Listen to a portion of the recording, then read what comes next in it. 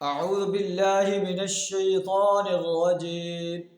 بسم الله الرحمن الرحيم. قل إني نهيت أن أعبد الذين تدعون من دون الله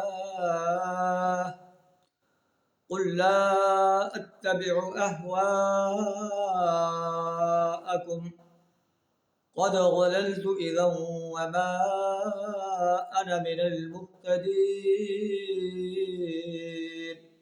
صدق اللہ العظیم.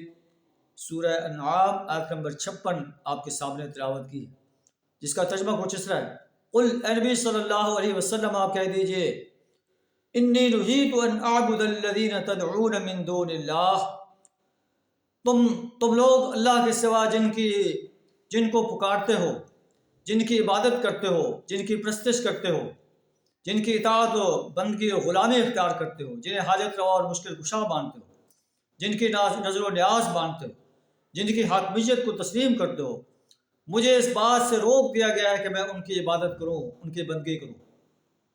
قل لا اتبع اہواءکم، آپ کہہ دیجئے میں تمہاری خواہشات کی پیروی نہیں کرتا. اگر میں ایسا کروں تو میں گمراہ ہو جاؤں گا، راہ راست پانے والوں میں سے نہیں ہوں گا. آپ کہہ دیجئے میں تمہارے رب کی طرف سے ایک واضح دلیل پر تم نے اسے جھٹلا دیا ہے. جس چیز کی تم مجھ سے جلدی کر رہے ہو میرے پاس وہ نہیں ہے. ان الحکم الا للہ، فیصلے کا اختیار اللہ کے ہاتھ میں ہے.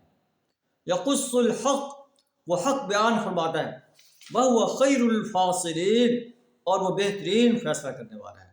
اللہ سے تعالیٰ ہمیں وحدانیت کا پختہ یقین رکھنے کی توفیق عطا فرمائے. وآخر دعوانا ان الحمد للہ رب العالمین.